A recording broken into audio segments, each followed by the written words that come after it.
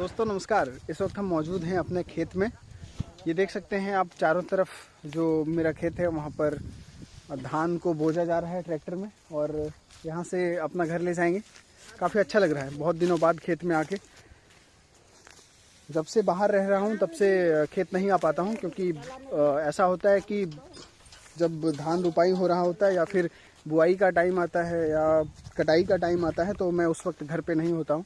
तो इस बार काफ़ी अच्छा संयोग है कि अभी दूसरी जगह पे जाना है और उससे पहले मैं घर में हूँ और अभी धान को काटा गया है। तो कुछ इस तरह का सीन है। मैं आप लोगों को और भी बैक कैमरा से दिखाना चाहूँगा। कुछ इस तरह से है, पूरा सन्नाटा, बहुत ही ज़्यादा शांति। यहाँ पे air quality index I think 10-15 होगा, जो कि दिल्ली में अमूमन 200-250 से ऊपर ही रहता है हमेशा। तो पॉल्यूशन जीरो, पूरी तरह से स्वच्छ हवा, स्वच्छ पानी आपको देखने को मिलेगा। और इसके जस्ट थोड़ा दूर अगर मैं आगे चलूँ तो यहाँ पे एक छोटी सी नदी है। कई पर्पस से जो नदी है उसका यूज़ किया जाता है। आप देख सकते हैं ये बहुत छोटी सी नदी है, बहुत छोटी सी। आप समझ सकते हैं मतलब कि ये नाला कहा जाना चाहिए इसको, लेकिन हम लोग नदी कहते हैं यहाँ पे। और जब बारिश नहीं होती है ढंग से तो यहीं से कई बार मशीन लगा के अपने खेत में हमने धान पानी पटाया है। तो यहाँ से इतना दूर मतलब कि आई थिंक 100 मीटर की दूरी होगी यहाँ से, तो बहुत इजी होता है पानी पटाना भी। तो कुछ इस तरह का नज़ारा है। इधर बहुत सारे गाय बैल आपको देखने को मिल रहे होंगे।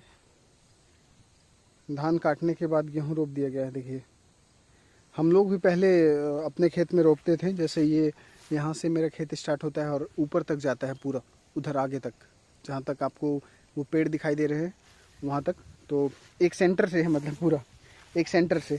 तो पहले हम लोग भी गेहूँ रोपते थे, लेकिन अब घर में कोई है नहीं काम करने वाला, तो इस वजह से अब छूट गया है सारा चीज़। तो दोस्तों बहुत सारी यादें जुड़ी हैं बचपन से लेकर खेत को लेकर, क्योंकि जब हम लोग छोटे थे तो हमको याद है हम और मेरा भाई दोनों जन खेत में आते थे और धान तो नहीं काटते थे, लेकिन जो बांध के तैयार कर दिया जाता है जिसको हम लोग बीड़ा कहते हैं, उसको साइकिल में बोझ के ले जाते थे। मतलब कि 8-10 साइकिल में लोड करते थे और उसको ले जाते थे। और यहाँ से मेरा खेत से मेरा जो घर है, जहाँ पर खलिहान करते हैं, सारा धान को इकट्ठा करते हैं, रखते हैं ले जाके, उसको खलिहान कहा जाता है। तो खलिहान में यहाँ से मेरा खेत से खलिहान की दूरी लगभग 1.5 किलोमीटर है। तो 1.5 किलोमीटर का ये जो सफ़र होता है ना, ये बड़ा मुश्किल होता था उस समय क्योंकि जब साइकिल में धान को लाद देते थे तो कई बार बीच में ही भसक जाता था। मतलब कि बीच में ही थोड़ा होता है ना, सही जिस तरह से आप उसको रखे हैं उस तरह से ना रहे और एक तरफ लुढ़क जाए, तो ऐसा होता था। तो बड़ा स्ट्रगल होता था हमको, अभी समझ में आता है। तो ऐसे ही कर करके कुछ मतलब कि मानिए ना कि 3-4 बार आते थे तो 40-50 इस तरह से ले जाते थे एक दिन में। मतलब हमको अच्छे से याद है। तो ऐसा चलता था सीन। उस टाइम ट्रैक्टर नहीं करते थे, पता नहीं हमको ऐसा लगता है कि थोड़ी दिक्कत थी घर में और इस वजह से हम लोग ट्रैक्टर वगैरह का उतना सहारा नहीं लेते थे। और जो खेती भी होता था वो बैल से ही करते थे मोस्टली। अब पिछले 3-4 साल से मेरे घर में जो खेती है वो ट्रैक्टर से होने लगा है। और देख रहे हैं आप पीछे, जब अभी जो धान है उसे भी ट्रैक्टर से ही ले जा रहे हैं, लेकिन पहले ऐसा नहीं था। तो अब थोड़ा आसान हो गया है। लेकिन मोस्टली मेरे गांव में आज भी मतलब मैक्सिमम लोग कहिए कि मैक्सिमम लोग जो खेती है वो परंपरागत तरीके से, मतलब कि बैल के माध्यम से ही करते हैं। और बहुत इसी तरह से धीरे धीरे करके सब ले जाया जाता है। हम देख सकते हैं यहाँ पर देखिए धान अभी भी पड़ा हुआ है, इसके बगल वाले खेत में काट के रखा हुआ है, दूसरे का है। तो ये सारा सीन है इस तरह का पूरा। जो मेरे गांव में खेती अभी भी होता है बहुत परंपरागत तरीके से। और बहुत सारी स्कीम है सरकार की, लेकिन उनके बारे में जानकारी नहीं है। मेरा हमेशा से मानना है और मैं चाहता हूं कि इस दिशा में मैं कुछ कर पाऊं आगे, कि लोगों को चीज़ों के बारे में जानकारी नहीं है। बहुत सारी मशीनें, बहुत सारे स्कीम्स, बहुत सारी सब्सिडी गवर्नमेंट के द्वारा दी जाती है, लेकिन जो जिन्हें चाहिए उन तक वो चीज़ पहुंच नहीं है, वो लोग उस चीज़ तक पहुंच नहीं पाते हैं। और इस वजह से आज भी बहुत परंपरागत तरीके से खेती कर रहे हैं। और यकीन मानिए मतलब कि कोई लाभकारी नहीं होता है जितना ये लोग लागत लगा देते हैं। मेरे घर में ही हमको पता है कितना होता है, क्या सीन है, तो ऐसा चलता है। लेकिन फिर भी भारत की जो अर्थव्यवस्था है वो ग्रामीण अर्थव्यवस्था है। भारत की जो आत्मा है वो गांव में बसती है, ऐसा कहा जाता है।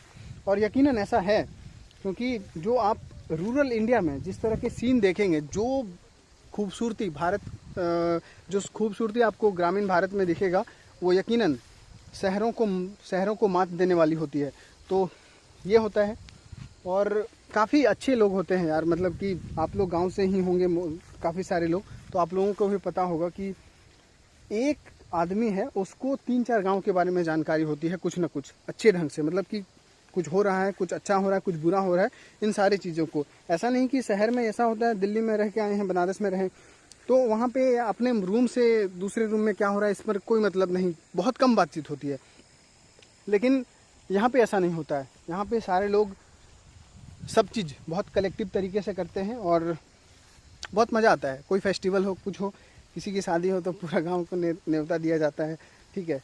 और हर चीज़ बहुत अच्छे से की जाती है। और इसलिए मुझे पर्सनली गांव बहुत पसंद है। और ऊपर वाले की दुआ है कि अब अपने जो होम स्ट्रीट है या फिर कहीं अपना जो ज़िला है उसके बगल में ही रहेंगे तो काफ़ी आना जाना लगा रहेगा, अच्छा रहेगा। मैं चाहता था कि ऐसा हो और फॉर्चुनेटली ऐसा हो रहा है। तो बस इतना ही आप लोगों को बताना चाहता था, शेयर करना चाहता था अपनी फीलिंग्स। आपकी खेती बाड़ी से जुड़ी क्या एक्सपीरियंसेस हैं, आप खेत जाते थे, नहीं जाते थे, क्या करते थे, आप हमें कमेंट बॉक्स में ज़रूर बताएं। तो फ़िलहाल इस वीडियो में इतना ही। ये मेरे अपने खेत से मैं फ़िलहाल आपसे इजाज़त चाहूँगा, अलविदा, और मिलते हैं नए वीडियो में। धन्यवाद।